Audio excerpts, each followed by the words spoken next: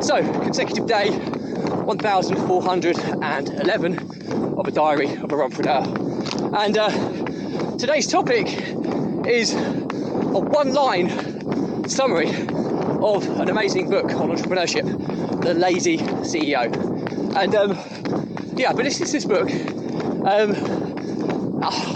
It's an interesting one, as there's a few areas it covers, but ultimately its objective is how you can achieve more by doing less as a CEO, MD, business owner, entrepreneur.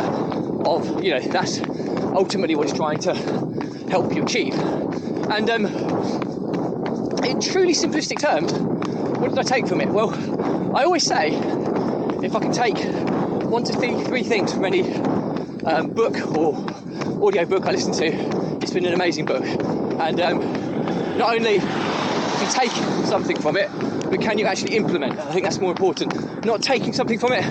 If you only implement a single thing from a book, 1 to 3 things from a book, it's been an amazing read, or an amazing listen.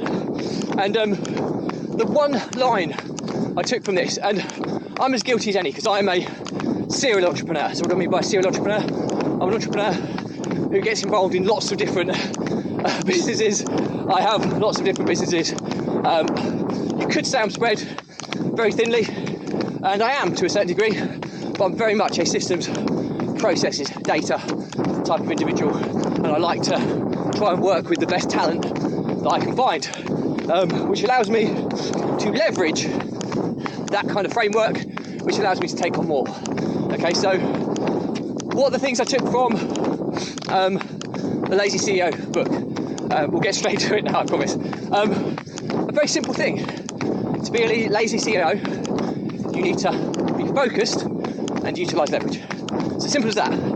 And if you break it down, focus on where the kink in your hose is in your business. So if you look at the hose being the business, and you look at the water flow being the kind of unit of measurement, in most instances it's going to be money, profit, but it could be customer service, it could be financial systems, it could be anything. It's the measurement we're going to use. But if that stops flowing as it should do in your business, you need to identify where the kink is. That's where the focus comes from. You focus so much so that you can identify where that issue is, that major issue. If you could only solve one issue, what issue would it be that moves your business forward at the quickest rate? That should be the question you're asking yourself constantly. If you have multiple businesses, well, what's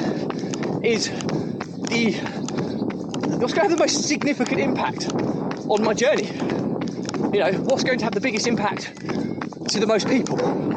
What issue is that? Which business does it reside in?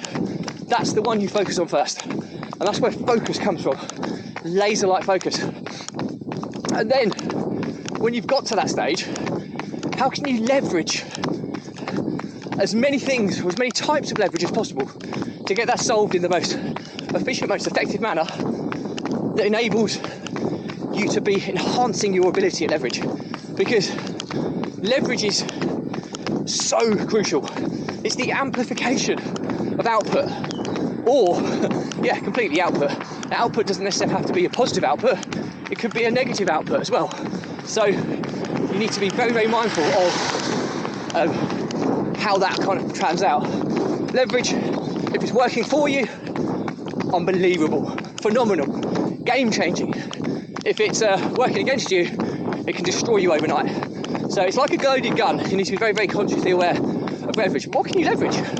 You can leverage money. You can leverage systems. You can leverage people. You can ultimately leverage time. You can leverage networks. You can leverage software and apps. There's so many different things you can leverage out there. And it's important you tap into these resources as quickly as possible and leverage as many as you can, but only when you've got the skill sets to control that level of leverage. It's like leveling up your superpowers, if you like. If you leverage too quickly without having the competency to manage the right amount of leverage for the level you're at, then it could work very much against you. That's why I say treat it like a loaded gun. Treat it with caution, treat it with care, but ultimately harness the power, and the output is phenomenal. So that's ultimately the two things that I took from the Lazy CEO. Now, they talk about the different roles you can play in business as well. There's a lot of good takeaways from wearing the 5 different hats.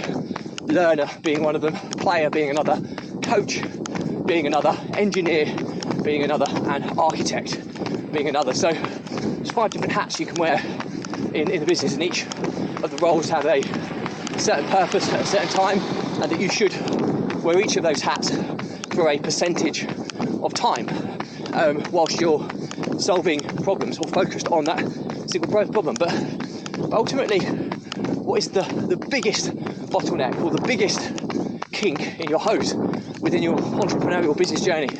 And focus, laser-like focus on that, and then utilise the power of leverage to not only solve, fix it, move on to the next and the next and next. The better you become at this process of laser-like focus and maximising leverage to solve that issue, problem, challenge, kink in the chain, kink in the hose, bottleneck, then the more successful you become. But with leverage, treat it like a loaded gun. It's amplification of output. Output can be positive or negative. You do not want to amplify a negative output, but certainly amplify a positive one. So yeah, I hope you found that useful. Really good book. If you've not read it, do read it. It's an amazing book. But that's it for me today. Questions or comments, drop me a line. I will respond to everyone. Please remember, if you believe in my mission of saving the lives of children by attempting the ultimate ultramarathon of run vlogging on consecutive days, barefoot style, the distance of a lap of the world, do give this a subscribe, share, like, and comment.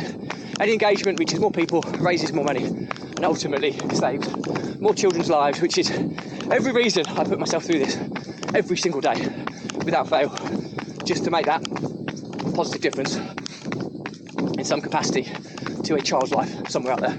Thank you as always for your support. Stay positive, stay happy. I'll see you again tomorrow.